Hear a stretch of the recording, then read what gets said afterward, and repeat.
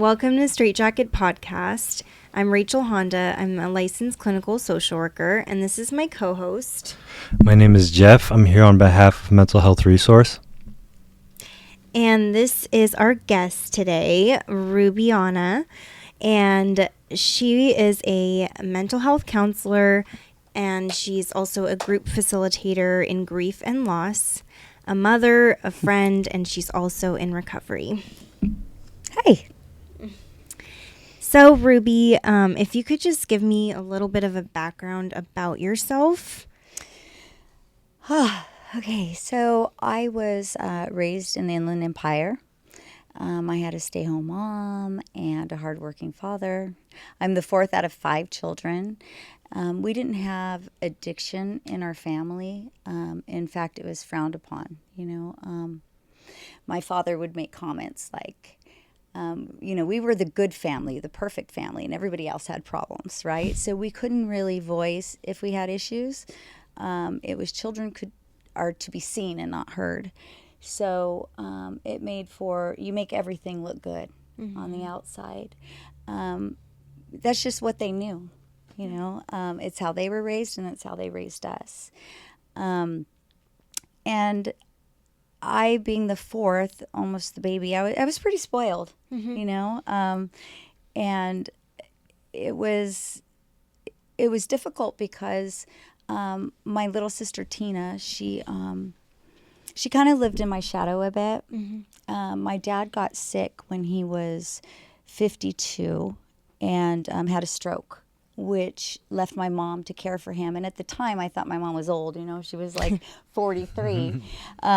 But now at 54, I'm going, my God, she lost her best friend. She lost, they got married at 16. So she was grieving horribly. And in a sense, I lost my mother. I was 17 at the time. So I was graduating high school. And my mom and I were very, very close. And my dad gets sick, and now she's grieving. So my mom pretty much stops being a parent, if you will. So I'm kind of like a bird out of the cage, because I was raised very, very strict.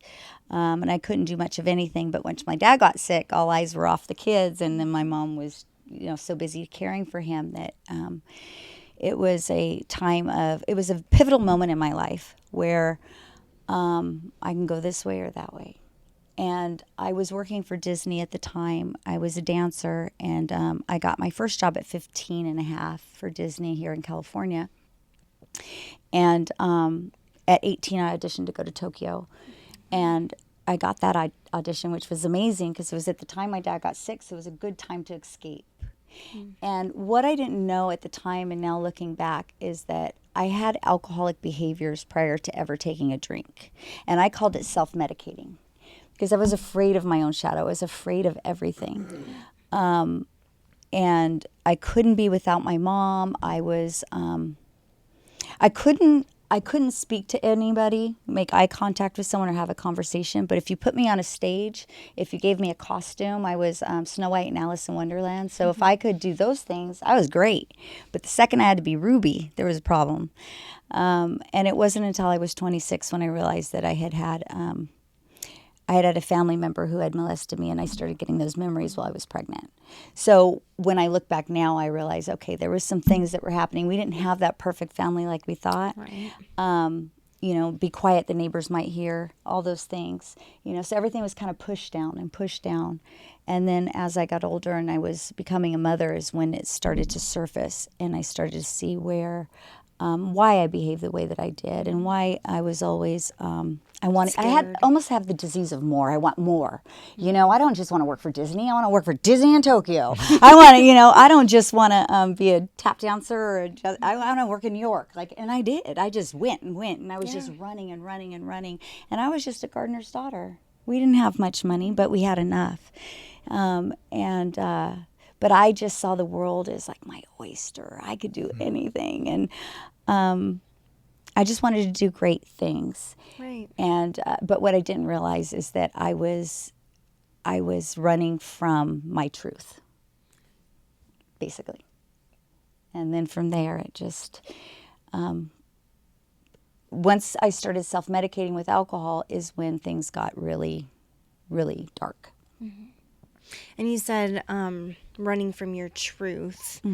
And what are some of those truths? I think at that point, I was only, at the time I had my 19th birthday in Japan. And at that time, like I said, I was conditioned to believe that we were perfect, right? I had a good upbringing. Drug addicts and alcoholics are no better than the scum at the bottom of my shoe, my father would say. He was a Korean vet, a corporal in the Army, and a good man, and worked really hard so my mom could stay home and raise 5 kids. So that was kind of my bar and where this is who we are. And then when I had the memories of what happened to me as a little girl, I figured out I was less than 5 years old, and it was a family member, and I realized, hey, we're not that perfect. Like there's something going on here.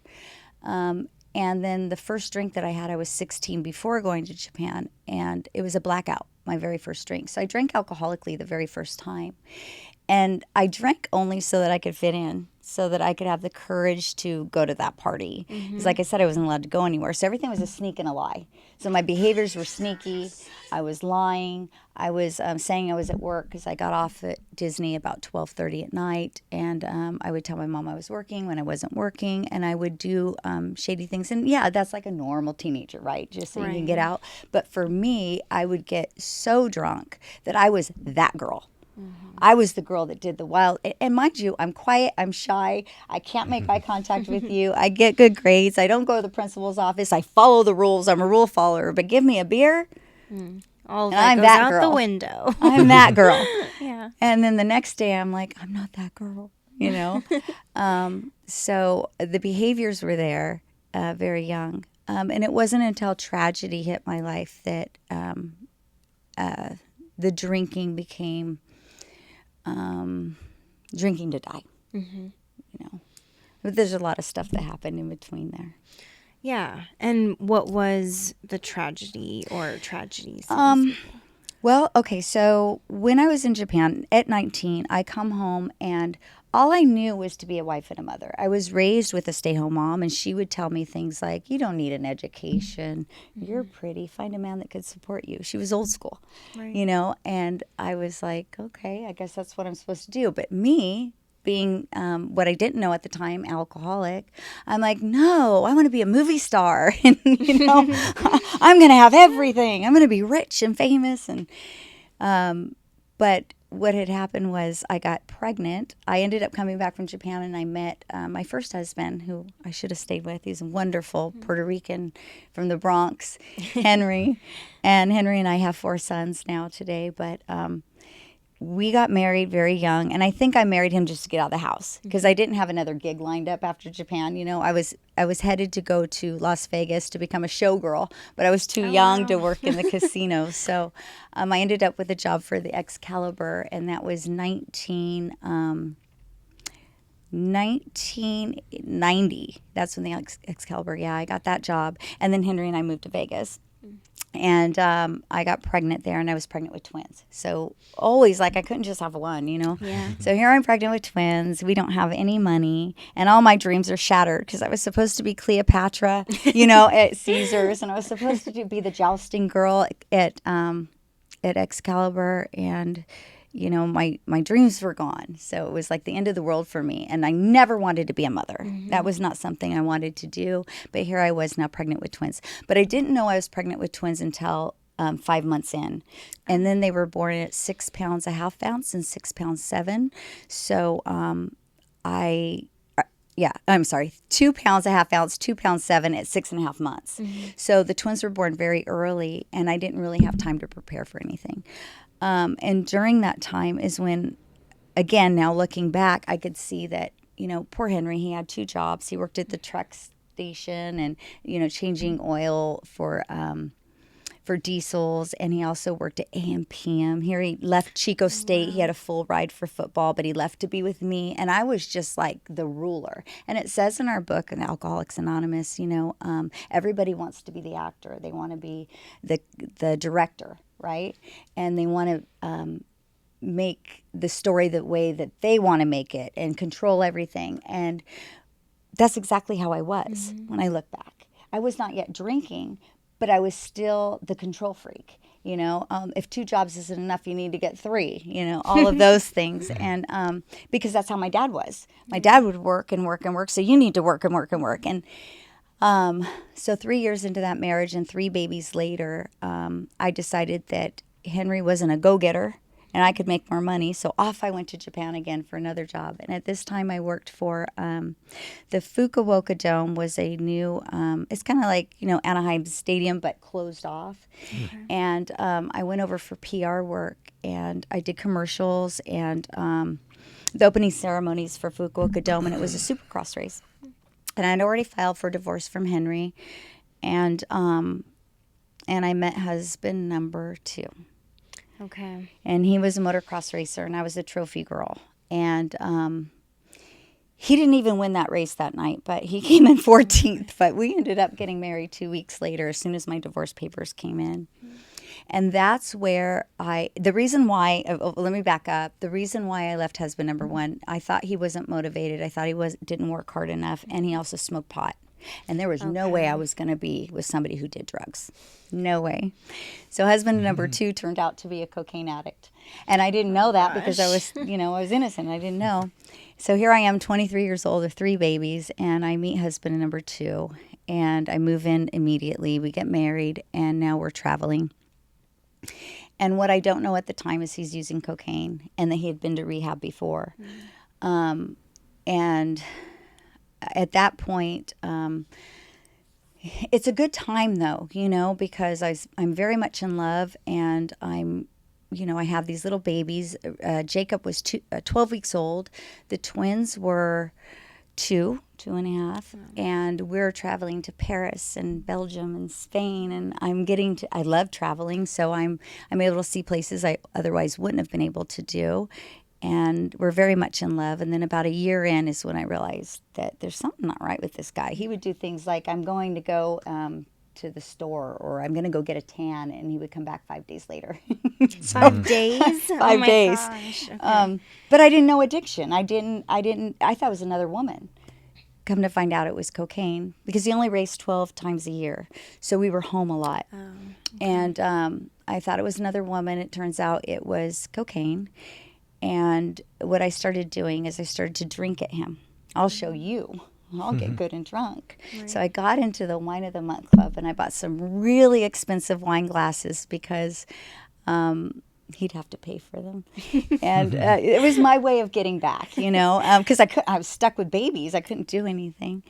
And that's how it started. That's how my drinking was kind of out of control. I mean, I was never a good drinker, but I always called it self-medicating because I was very depressed because of what I married. Yeah. I was very scared because my dad's disabled. My mom I can't go home with babies.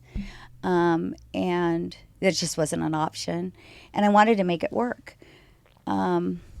So I did the best I could. I never had alcohol in the home, but when I would have my little parties and stuff, the women would bring their bottles. I would get 2 bottles a week, and then my neighbors would end up with a cabinet filled with alcohol, and then they'd come to see my cabinet and there'd be none in there because I was hitting the bottles when they weren't over. I would have my wine in the bathtub, and I would just say, well, I'm just coping. I'm coping with him. If you guys, and my sisters would chime in and say, Ruby, what's going on with you? And I would say things like, if you only knew how normal it was for me to drink, you wouldn't ask me to stop. It helped me function. And I had a sponsor one time that said, Ruby, I think alcohol saved your life for a time, until it didn't. Things were still social. He would get well, or he would come home and he would be sober for a while. I'd send him to Betty Ford, and I would think, you did 30 days, be well. Mm-hmm. And as soon as he'd relapse, I'd divorce him. So moving forward, we divorced 6 times. We were married 7 times, because I divorced him every time he'd relapse. Mm-hmm. I didn't know. I had no idea what addiction was. I just thought you get cured, just like you take a pill for a headache. I had no idea. And meanwhile, I'm becoming alcoholic. Meanwhile, I'm drinking over every emotion because I have absolutely no emotional sobriety whatsoever, and I don't know recovery. And then it was the 4th divorce The fourth divorce, usually we divorce, we get right back together. You know, we would call it the summer house, the winter house. We have a place in Palm Springs and a place and so, you know, this is just how we were. You know, we were just different, and it was okay until the divorce where he moved in a woman. And that to me was then I was really drinking. I was that person that was out. I didn't know what to do. He had moved her into my home. And that was new, and I was devastated because it was the cat and mouse game up until then. So what had happened was I got my second. I forgot about my first DUI. My first DUI, let me back up. My first DUI was in 1997. I was 27 years old, and the boys were going to visit their dad for the weekend. It was my second husband's birthday, and he was in Japan for a motorcycle race, and I had stopped traveling with him because the children were now in kindergarten, and I didn't want them to be on the road, so I stayed home with them. And that's really where problems started, where infidelity and all of those things would start, and on his end. And so what had happened was, it was his birthday. I went out to buy him a gift, and I met a couple of girls at the Claim Jumper restaurant. And I had never had hard alcohol then. I was 27. And I ordered whatever my friend ordered, which was a kamikaze. And those drinks were pretty big. And I had one of those. Long story short, I offered to give my friend a ride home. We got in a car accident where we both flew out of the car, landed on the road. And she sued me. She wanted my husband's money because I had just filed for divorce. Wow. And That's I was insane. sued. Yeah, I was sued for $300,000. By the grace of God, though, it was like we landed in the road on God's hands like this because there was no broken bones. We spent 5 days in the hospital. I had medical insurance. She did not, so I went to the county hospital so I could be near her. I remember having so much guilt and shame because at this time I don't think I'm alcoholic. You know, I'm just an occasional go-out mom who's mad at her husband. I have no idea that I'm drinking poorly. I have no idea about anything. And but I feel so much guilt and shame that I'm paying her house payment and I'm doing everything I can for her. I got her cosmetic surgery because there was asphalt in her chest. And but anyway, you slice it, I'm to blame, right? So I end up with a felony DUI. I was looking at 18 months in a state prison. They didn't want jail time and because she was suing me and pressing for charges. And my husband wasn't a very nice man. So when he found out about it, he flew home. And I remember him ripping my wedding ring off my finger when I was in the ICU. But we walked out of that, and it was by the grace of God that we walked out of that, and that she was okay, and there was no lifetime injuries. But I went ahead and I took the heat of that lawsuit so that my husband could be excluded, and I had to quit claim properties back to him and whatever, because I had gotten the properties in other divorces, but I ended up losing everything at that accident. And I stopped drinking. I was like, I'm never going to drink again. Like, this is no way, you know. Not worth it. And then 4 months in, I took a drink, and it was with my husband at dinner. So, but I wasn't in recovery. You know, it was just like, I'm not going to drink again like that. But I remember talking to my lawyer saying, I think that this accident would have happened no matter what. I really didn't believe that I was, because I'm like, people that are drunk drivers are people that have no regard for life. People that are just, driving. Like, that's not me. I just went out to meet a couple single moms, and we just, had some appetizers at Claim Jumper on a Saturday night. I'm a good person, Remember, I've never been to the principal office, I'm thinking, this doesn't happen to people like me. Yeah. I'm not a drunk driver. I hate women like that. I hate women that hurt their children. And now I'm looking at my little boy one day. I'm going through the trial, and I'm taking him to kindergarten, my son Ryan, one of the twins. And I said, Ryan, if you come home from school, Mama might not be here, but don't worry, I'll be calling you. And, because I thought I was going to go to jail. So I became that woman. And I remember him saying, Mama, I think it's like a bad dream, And at that point, I still didn't think I was alcoholic, or I didn't think I had depression. I didn't think that maybe there's something wrong with the way I respond to things that happen in my life. Yeah. I didn't realize a lot of things at that time. I was still very much in denial to what I was battling. That would later come to fruition. Yes. Mm-hmm. Yes, absolutely. Yeah.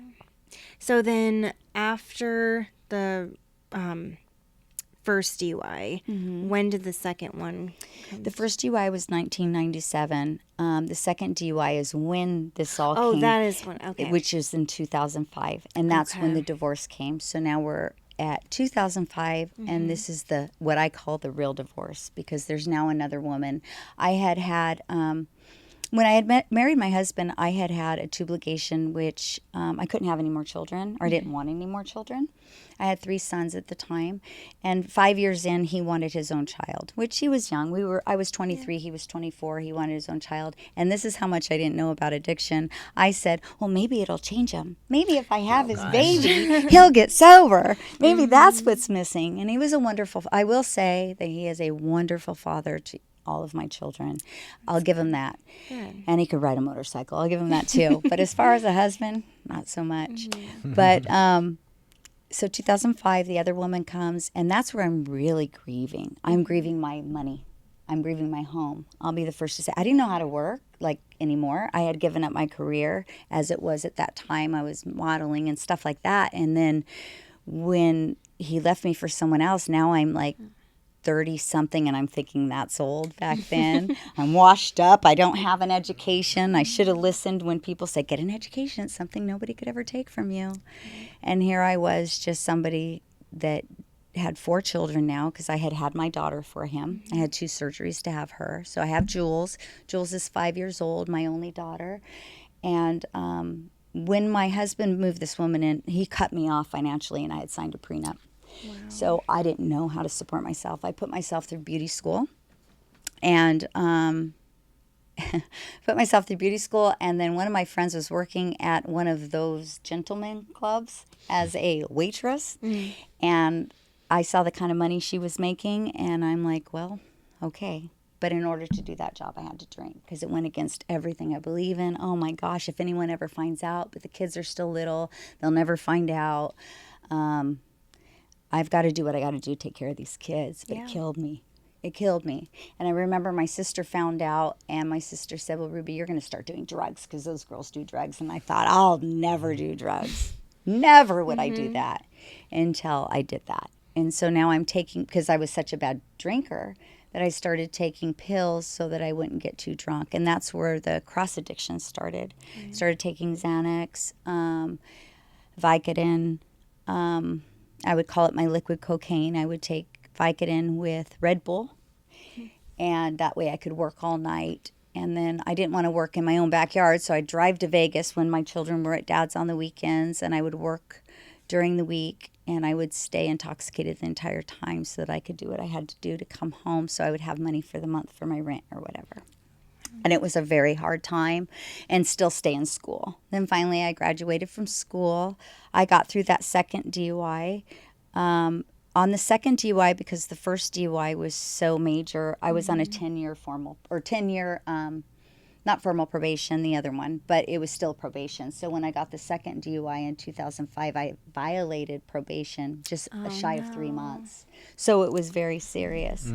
And I went through a lot. I jumped through a lot of hoops there for the state of California, and I was scared all the time. But it didn't stop my drinking, because I had to do what I had to do. You know, in my head, it was like, nobody's going to give a Christmas present to my child. Nobody's going to pay my electric bill. I've got to do this. And my husband was just horrible. He wouldn't give us anything. So that was 2005. In 2005, when I got that accident, I had pulled over because I felt the effects of the alcohol. And I was at my personal trainer's house, because remember, see, I think I'm supposed to be a movie star. So even though I'm poor, I have personal trainers, and I'm still living that life. I'm trying to keep up with what I had before. So I'm at my personal trainer's house, and we're having a barbecue, and I had wine, and on the way home I could feel the effects of the alcohol. And I was living in Anaheim Hills at the time, and I had pulled over at this little black Mercedes, and I passed out while I was on the phone asking for a ride home.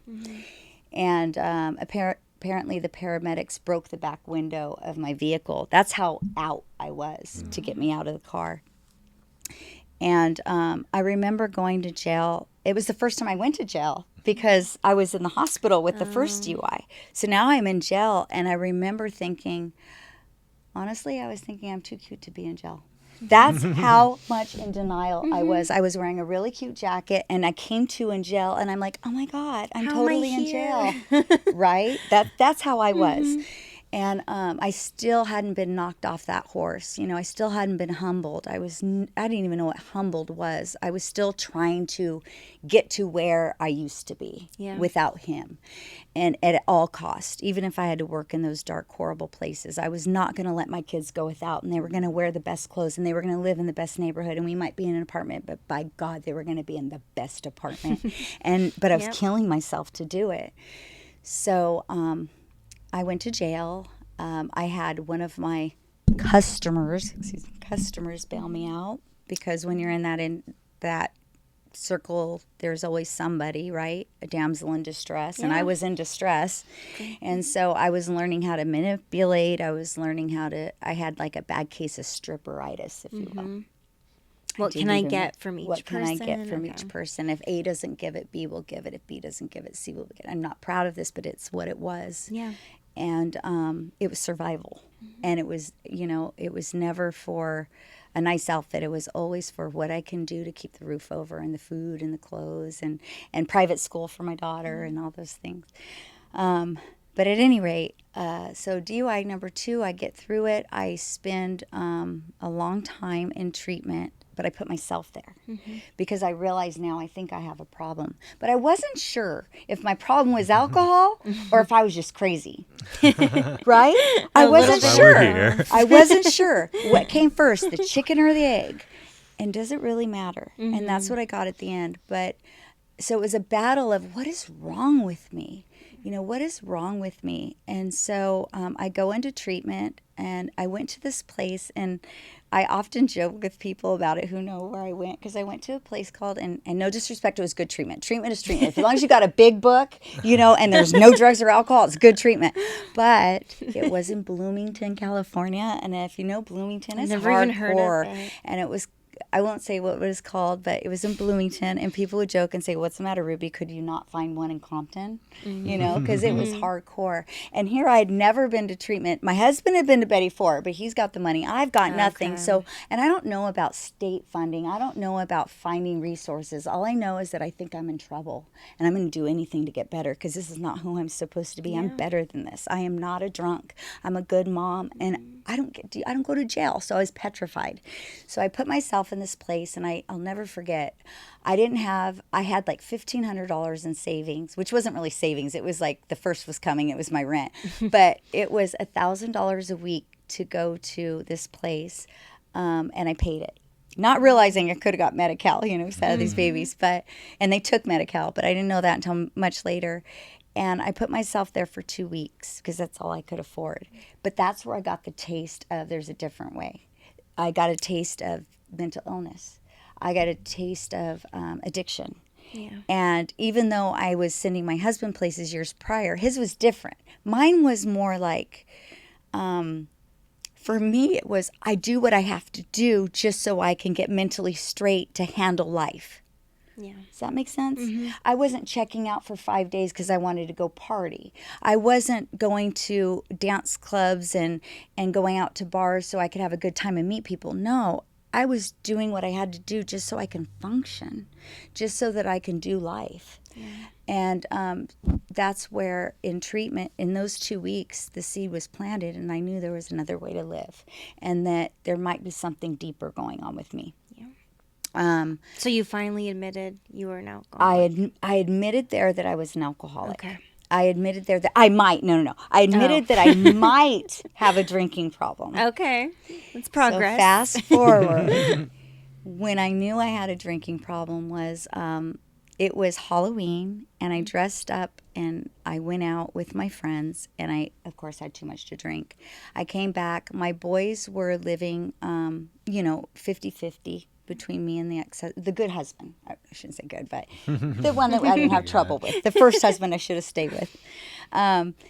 They were living with him half time. Jules was going to her dad's and I was free of kids. And this is where I learned about codependency. I would go to the grocery store and walk around the grocery store, and I would think, okay, the kids aren't going to be here this week. I knew what they like to eat. I know what he likes to eat, but I didn't know what I like to eat. I didn't know. The only thing I knew is I like red wine. I like red wine. So I would get that. And I would think, well, when the kids come home, I can get this and this. But that was kind of when I realized I don't know what I like. I didn't have hobbies. I didn't really have friends. I had people that I met in school. I had people, you know, I was now assisting as a hairstylist at a really good salon and stuff like that. But I didn't go out. So I didn't really know who Ruby was without him. And I was going through this identity crisis. Yes, and this grief of what now? You know, he took care of me. I didn't know what to do. So now it's about 10 days into my second treatment. It was after that Halloween party where I called my sister and I said, Debbie, I think I have a problem. I think I really am this alcoholic that I learned about at that first place. I am really sick. And my sister, mind you, my family, we don't do alcoholism or we don't do mental illness because we're perfect. But now looking back, my mom, she had some depression going on, maybe even a little bipolar. She probably should have drank. It probably would have been good for her to just mellow her out. But God bless her. She was wonderful, but she was very high and low. Okay. So, you know, when people ask, is there mental illness in your family? Absolutely. But I think back then, like I said before, I'm 54. I think back then it just wasn't talked about, you know? It was hush-hush. So what had happened was the third DUI was I had put myself into treatment after that Halloween party, and it was 10 days in. And this is when I'm going to go full throttle. I'm going to learn everything I got to learn until my insurance gives up. Because now I have insurance from a new boyfriend that I met at the club. And he's 10 years younger. And I'm doing better. I'm over kind of over the divorce. And, but I'm sick, And so here I am trying to get information about who I am. That's pretty much how I saw it. I need to figure out what's going on. And once I figure out what it is, I can fix it. That's all. I just want a solution. Yeah. And so I'm in there for 10 days. And then on the 10th day, they say, you got to leave your insurances up. And I just remember throwing a fit, crying, I need this. I'm one of those that really wants it. I put myself here, I don't know what to do. I really want help. And they're like, sorry, your insurance is up. But that was God doing for me what he knew would be the greatest gift of my life. Because when I left there that day, my sister called me and she said, Ruby, I need you to pick up David, which is one of the twins, from school. He had just turned 16 and he was a sophomore. Pick him up from school and bring him to the donut shop. She owns a donut shop because we're going to go to Glamis to ride motorcycles. And I said, over my dead body. Kids die there. They get hit by sand rolls all the time. It's very, very dangerous. Like, we're track people. We don't do that. But my sister, she had just lost her husband 2 years prior, and she was dating a new man who was a police officer, much older than her, and she's 10 years older than I. So they talked me into allowing David to go. And so anyway, I picked him up that morning, and I talked to him that morning about alcohol and drugs, because now I'm an expert. I spent 10 days in there, and how to ride on the dunes, because I've been there many times, and how to look out when you go up sideways on the dunes, and make sure you have your flag, and pray before you ride, I told him. Oh. And I said, Dad always prays before you ride. You pray before you ride. And so anyways, our last words were, God bless you, Mom, I love you. And he kissed me right on the lips and said, see you later. I said, see you later, D. Then I tried to give him $40, and he didn't want to take it. And then he finally took it. I said, you come out of pocket when Aunt Debbie wants to buy something. You make sure you always give your money. I had a very, very respectful young boy, like an angel here on earth. So grateful, in spite of everything that they had to go through with the moving and the divorce and stuff. I have very, very good kids, and he was lovely, and he was so excited. He wanted to go, and that was the last time I saw my son. It was less than 24 hours later. I got a phone call from his father. I was driving, and he said, Ruby, the way he said it was horrible, and I was driving, but he was distraught, Yeah. And he had passed just how I had said. He had gotten hit by a sand rail. He died instantly. His last words, he told his cousin, I'm thirsty. And if, our Bible says you'll never thirst again. So I have those comforts. I know where my boy is. I was very strong during that time. And I think that was just the Holy Spirit carrying me, just like the footprints poem when it says, when when you see one set of footprints, there I am. I'm holding you. And I can truly say I knew that prayer, but it wasn't until that day that I lived that prayer. And that is the day that I think I got humbled. That is the day where I felt like, wow, I felt so small. Powerlessness. I knew what powerlessness was. I knew that I'm not that important. I got knocked down, dragged, and ran over, and I knew that God is. And wow. And it was like this. I remember my sister getting on the phone, just bellow crying, "I'm so sorry." And I said, "Debbie," I hadn't even cried. I said, "Debbie, I lost my son today. He was home with the Lord, but I need my sister. I need you to come home to me," to give her strength to get home. And she got home, and I was strong. I was strong. The service came. He's buried at Forest Lawn in West Covina. And man, I just remember, because David used to call me the trophy wife all the time, and he was very proud of me. So I wanted to be pretty. So I got the pearls like Jacqueline Kennedy, and I dressed like to the nines. I remember going to Nordstrom and buying a $600 pair of Gucci glasses that I couldn't afford. But I just wanted to be so classy for him, you know? And I think a lot of that, looking back, was because when he passed, I was working as a dancer at night. You know, I was doing all of those things, and things that went against what my beliefs and morals were. And I just wanted to represent him and his life as something better. Yeah. And I did. And I remember ushering people in and not crying and I was just stoic. And I was that way. He passed on November 10th of 2010, and then Christmas came, and you know how grief, they say there's bargaining, and there's denial, and there's anger, and then the acceptance is the last, right? But it doesn't necessarily go like that. It doesn't go like that. It goes different. And so I kind of experienced all those things within the next 10 years,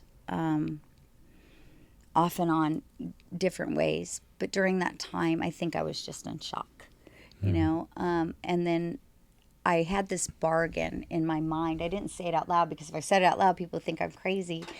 But it was, my kids knew how big I did Christmas and birthdays. That's kind of my thing. So I knew David was going to come back. Me and God had talked. He was going to come back on Christmas, and I'm going to say goodbye and then send him home. Like, in my mind, that's what was going to happen. So I waited and waited in my little apartment, and I had a Christmas tree, and I had managed to do all those things in my, I almost want to say blackout. Yeah. It's almost like a blackout of reality. And I was just doing what I do.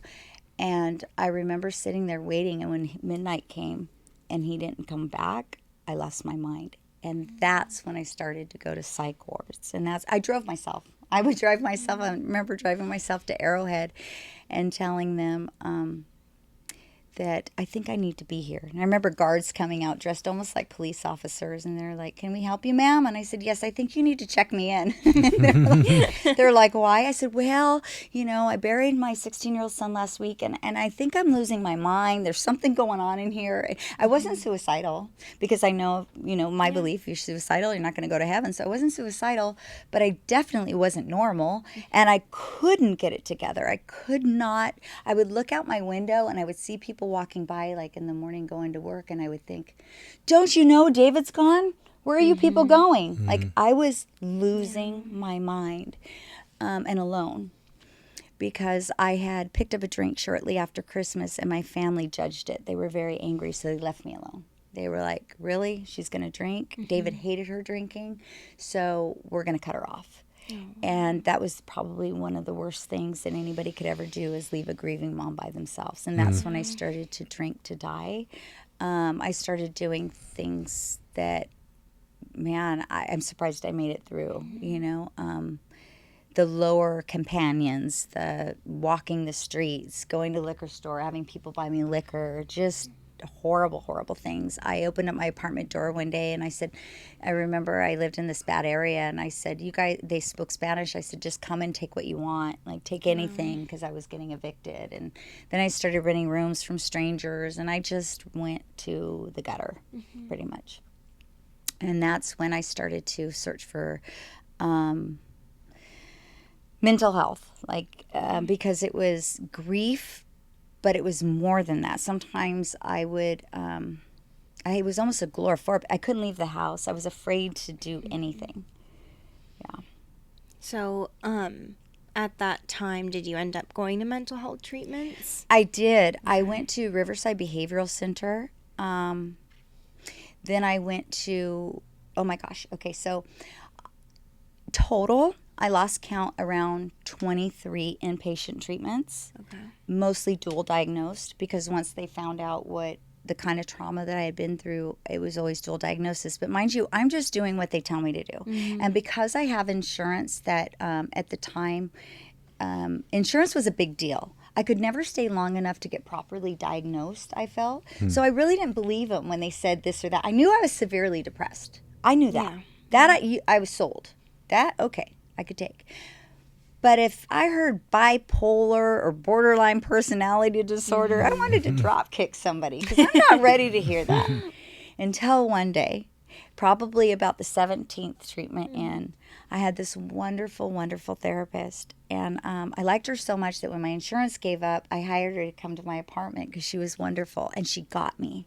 She understood the domestic violence because that happened too. I went to jail for that too. Because apparently when I drink, I'm rough. But she's the one that was able to introduce borderline personality disorder to me without me being terribly offended. She said it in a way like, I remember her saying, I want you just to read this and tell me what you think. Yeah. You know? And I read it and I thought, I know that girl. You know? Whether I am or whether I'm not, I don't know. Is it bipolar? I don't know.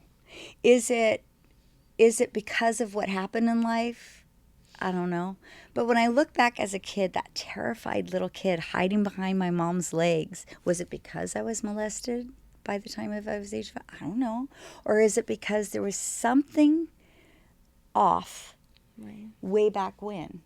I really don't know. And I don't think I've spent enough time with one doctor To properly to get a properly get a diagnosis. And I think that that's, for me, in my personal experience, that's been my struggle, is I haven't been able to afford self-pay.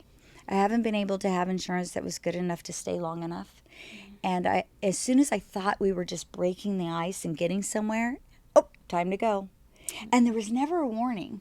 It was just like, I would tell my case managers and stuff, hey, do you see anything in there? Is it going to be, is my time up soon? Because I'm really working good here and I want to do EMDR and I really want to know what's wrong with me. Can someone just tell me what's wrong with me? I feel like a rat in a cage. Yeah. I'm getting all these different medicines and I'm willing to try anything to get better.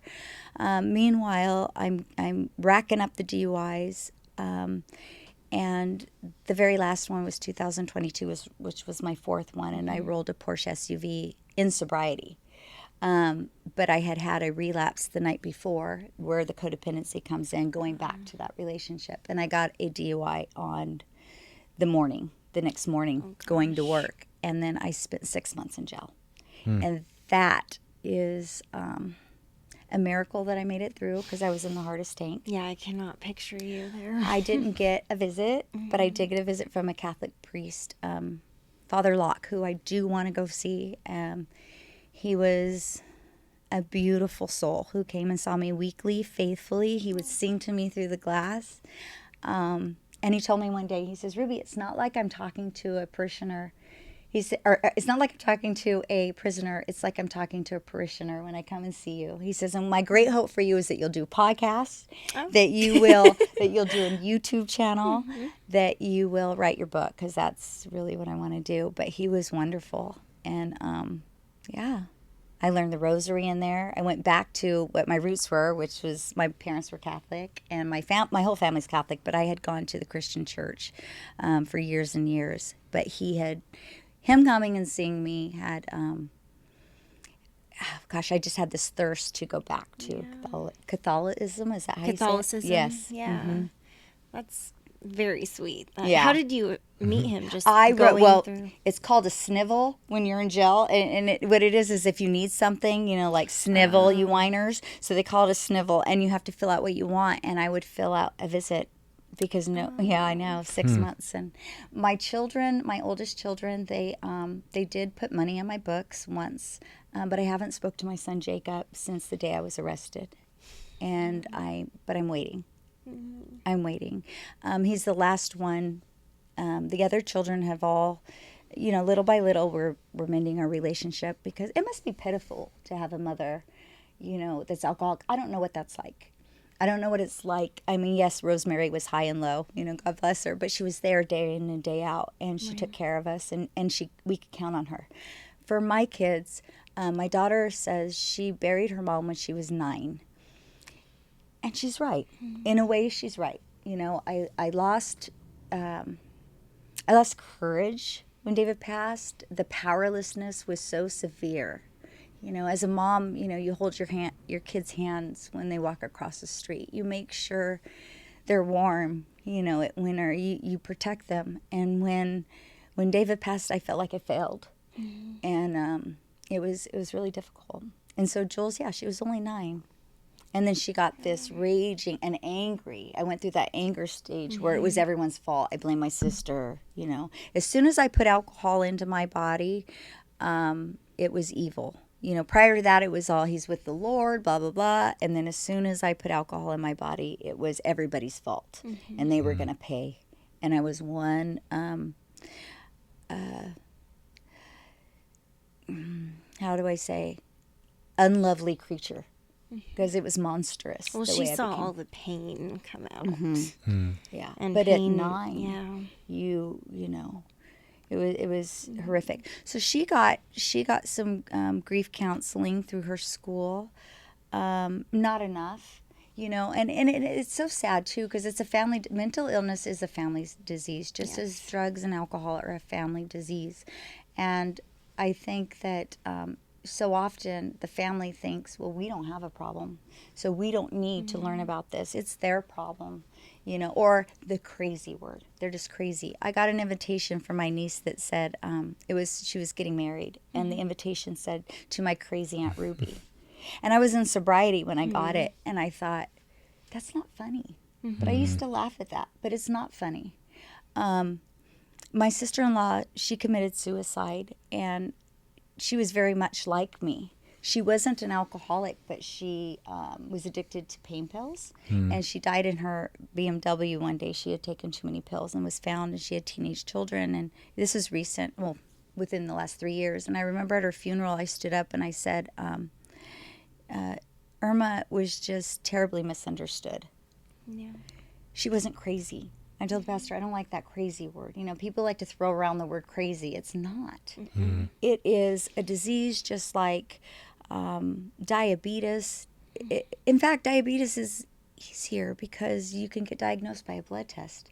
Mental illness is harder to detect. And it takes trial and error to find medications and therapy. But open-mindedness and getting rid of the denial, because I spent many years in denial, where I probably went through a lot more that I needed to go through, had I just been able to be still and take direction and have the proper medical care, And I think that's something that I didn't have, unfortunately. Yeah.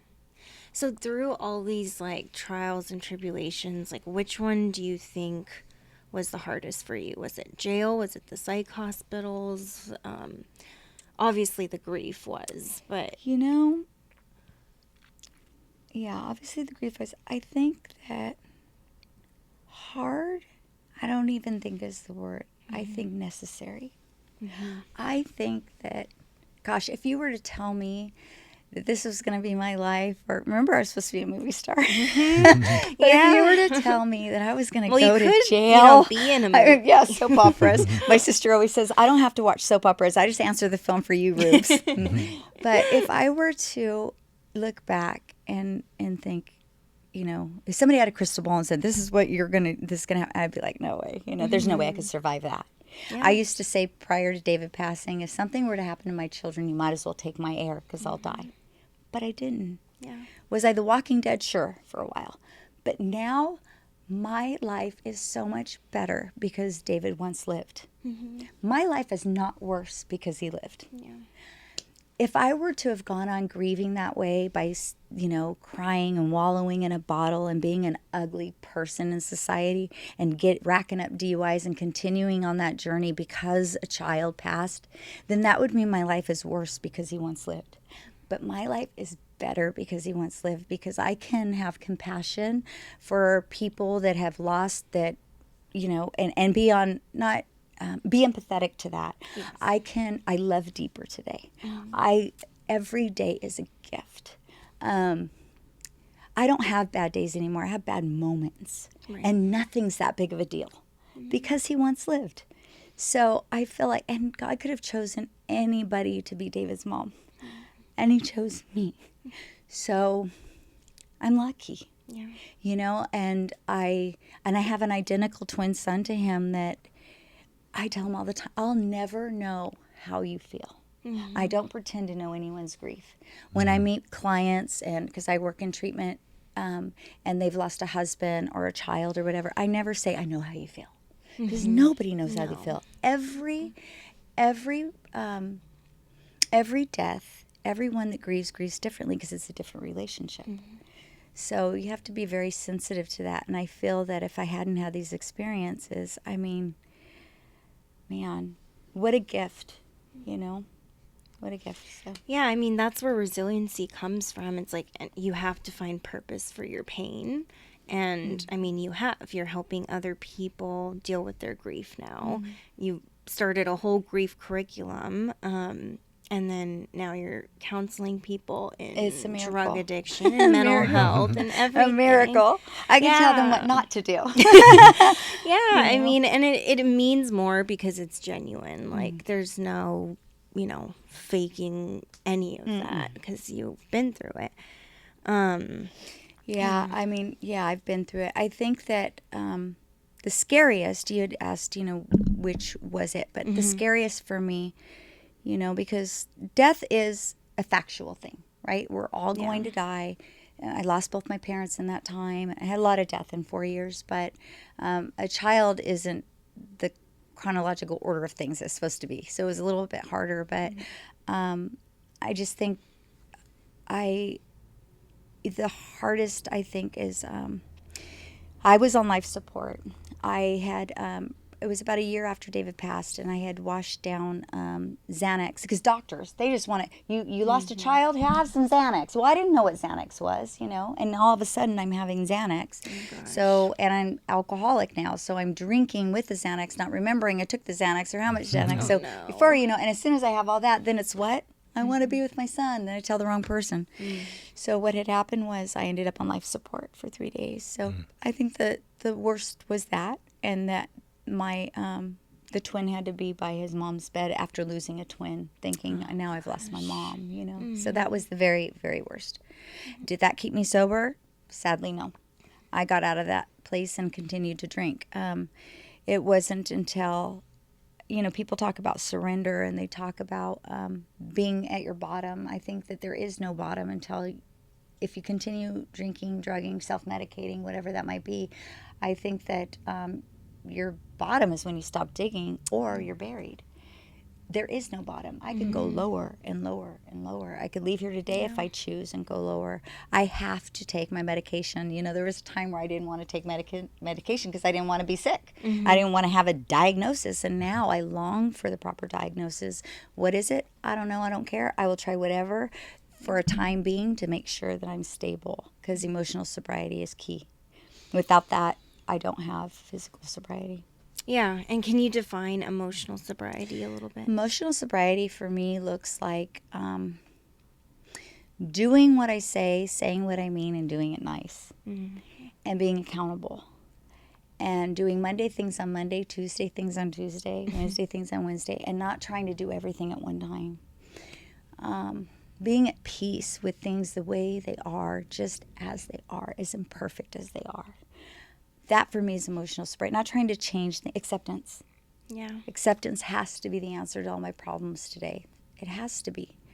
or I'm at odds with something, or I'm irritable, restless, and discontent, and I can't afford to be that, because for me that's death. And I don't mean like literal death, it could be, but the walking dead.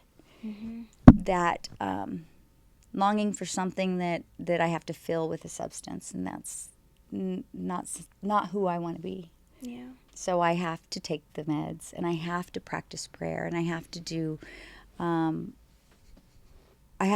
what's suggested. I have to have a sponsor. I have a few sponsors. You know, it takes a village. Yes. For me. And I love can't them keep all. I track have of all all. ages.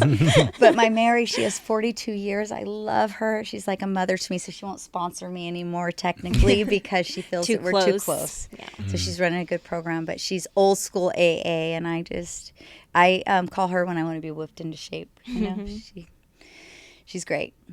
Well, and this isn't really a question, but I really, really do hope that all your kids just give you a chance, because I see how you're a mother to all of us everywhere, and like all the clients, and you know, you have the nurturing, you have all of it, and I think it's because of David, and because of the pain and the loss and all of it. Like, you know, you have so much love to give. I think because when I see people struggling, especially young people, I think of moms and dads, grandparents, and their future. Yeah. And all the time that I gave up because of the insecurity, financial insecurity, and lack of self-esteem. And a lot of that is, you know, there's a lot of people just self-medicating because that's easier. Right. So I see it. I can see it now. I'm far enough away from it now, and that I can see. There's nothing new under the sun when it comes to addiction and mental. There really isn't. You know. So what do you want for your life now?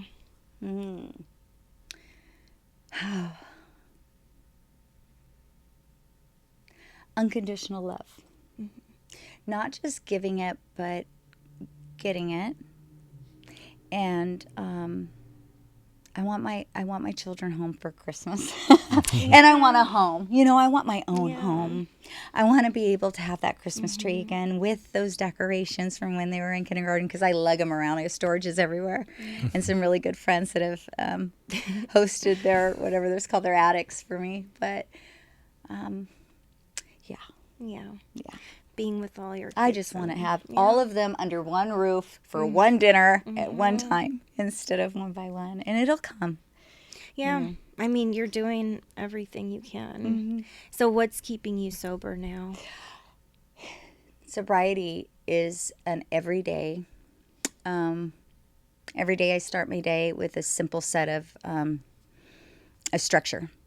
I roll out of bed to the floor because my bed's on the floor kind of, so I just roll out to my knees because I'm a little lazy, because my sponsor says I should. It's never been something I've done, but it's an act of to be humble. And so I do it.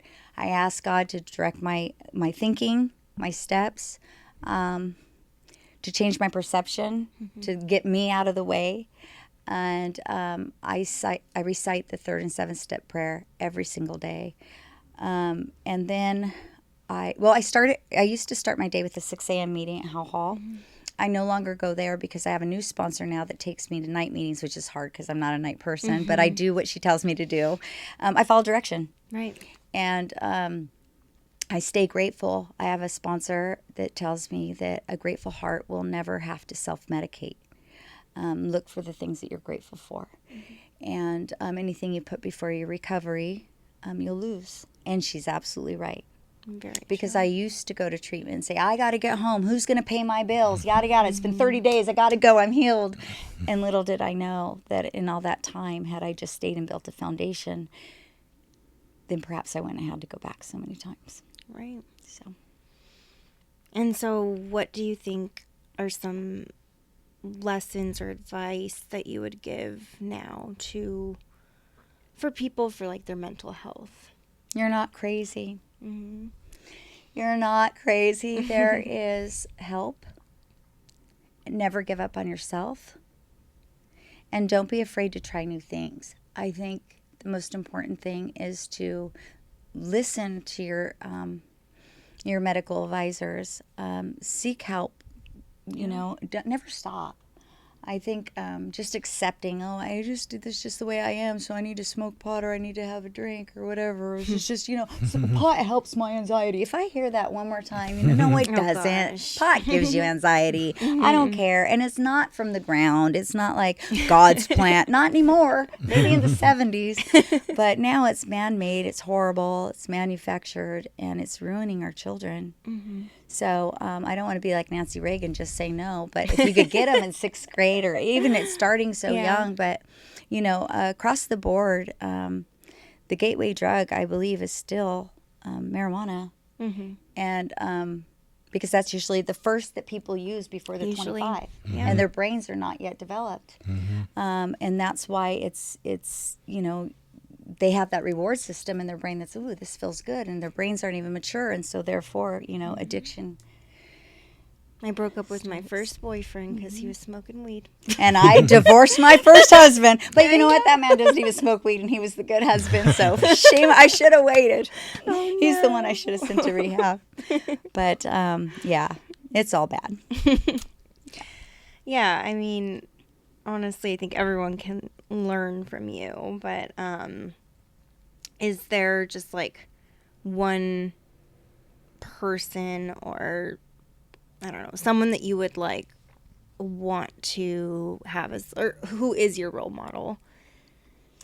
I have a few role models. My sister Debbie, who took my son on that trip, she lost her husband 2 years before, just a sudden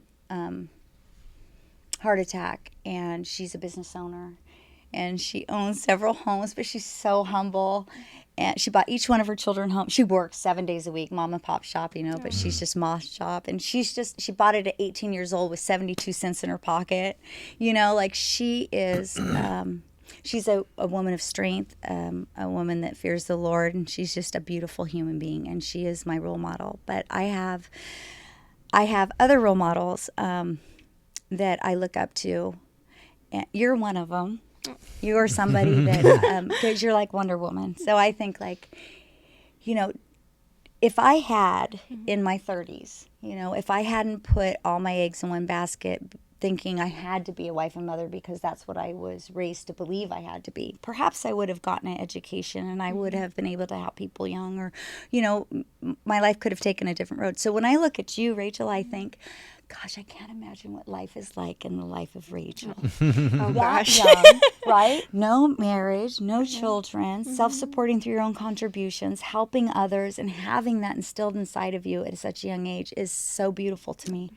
And I look up to you every day. And you keep me strong when I feel weak. And you've been a great friend to me. So, my sister and Rachel. So sweet. Yeah, I mean, I always think the same thing with you. I'm like, I don't know how she does it all. But we inspire each other. Yeah, 100%. But, yeah. Do you have any questions for Ruby? There's a lot. There was a lot there. I talk a lot. So as far as the 12 steps, how do you think that the 12 steps, I mean, it sounds like, that's been a big part of your journey is the 12 steps. How do you think that the 12 steps affect mental health? Or I guess are incongruent with mental health? I think that the 12 steps, for me, it was the honesty part.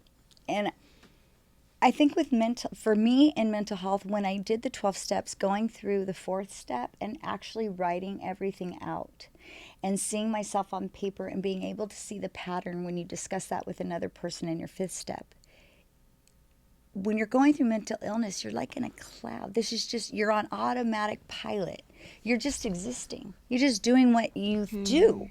And until you stop and see what you're doing on paper and you speak to another person and you're open and honest, you aren't able to see the character defects. You're not able to see where you're going askew to what the norm is, or whatever norm is, where I was able to see myself and see that it wasn't my fault.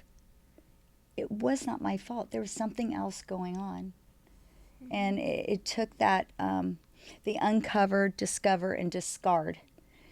Let go of the things I was hanging on to. A lot of the mental illness was guilt and shame, and just drowning in it, and not knowing that I could let that go, not knowing that there was another way to live and to be free. The 12 steps are a freedom. But just like it says, you know, in the book of Alcoholics Anonymous, that be quick to see where religious people are right, but also don't discount your psychiatrist, don't discount your doctors. It's all in there. You know, I laugh when I hear people say, well, I'm not alcoholic, I just do drugs. It's all in there. And when they say or you got sponsors that say you can't take medication. Yeah, Oh, no. insane. Let's turn over to page, I think it's, well, I won't quote the page because I'll probably be wrong, but I know the vicinity where it does say, if you need medication, you take it. Mental illness is very real.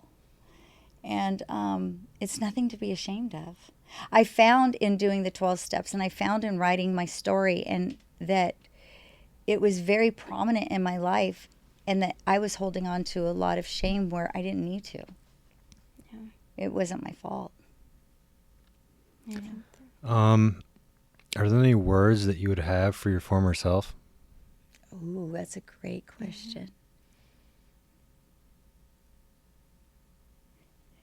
Yeah. It's a hard one. My former self, before all of the tragedy, I would say, it's going to be a wild ride. Buckle up. Buckle up, but you're going to get through it and be better for it. And life is beautiful. And because of all this, you get to meet the best people in the world. I wouldn't trade it for anything. I mean,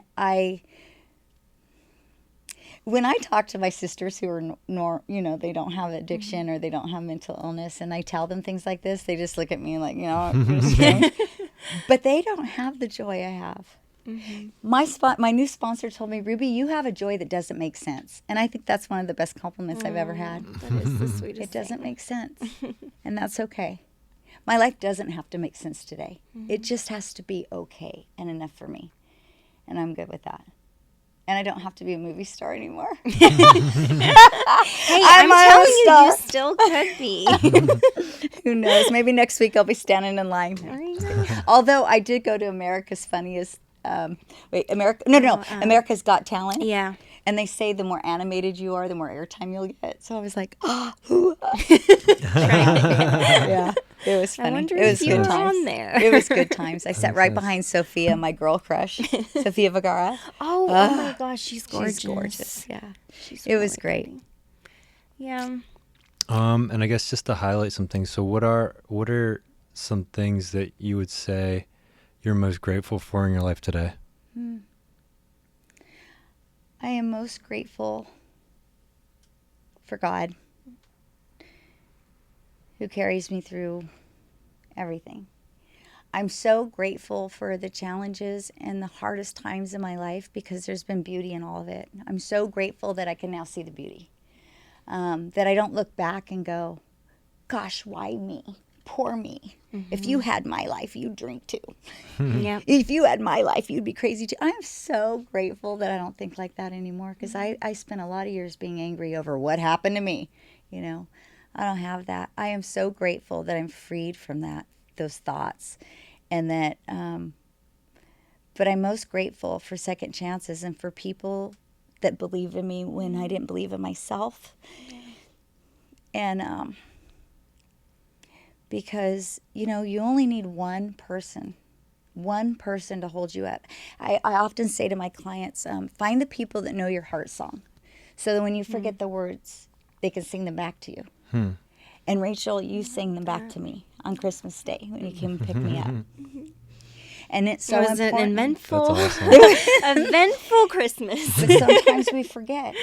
We forget how bad it is or how bad it was, and that's why you need to stay close to people who really know who you are and who have your best interest at heart, and do away with the others, because there's always going to be people with bad intentions, and you have to be able to not pass judgment. I don't pass judgment on people, but I absolutely have to practice discernment. That's what I'm called to do as a Christian, as a believer. And I have to protect my sobriety at all costs, because without my sobriety, my mental illness is off. I won't take my meds. I'll just be off and running. And I'll be right back at the psych ward like this, wrapped in a sheet going, "Excuse me, I think there's been a mistake. I'm not crazy. I am just a grieving mother," or whatever I say. But I'll say whatever just to get out in 3 days, because after 3 days, you're staying in for about 2 weeks with the court order. Not fun. I guess final thoughts. Is there any advice that you would have to people going through similar struggles? It could get when you're not on the right medication, and when you're feeling so alone, like, what's wrong with me? I might as well be dead, because it gets like that. And when you're struggling with mental illness, like, you just feel so hopeless.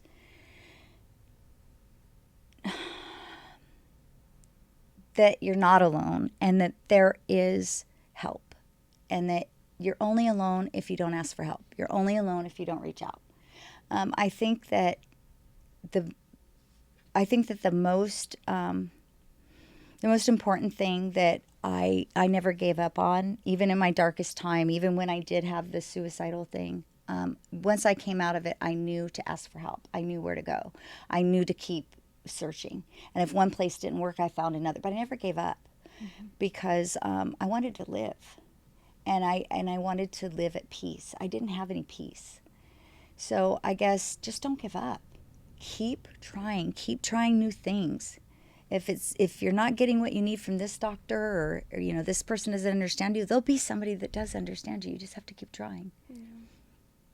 Thank you so much. You made our I life appreciate easier. it. We didn't have to Yeah, ask any seriously. questions. It's probably, I talk. Thank you so much for coming on. Yeah, Oh, I that's so amazing. appreciate it. Yeah, I'm honored. Thank you. Oh, so great.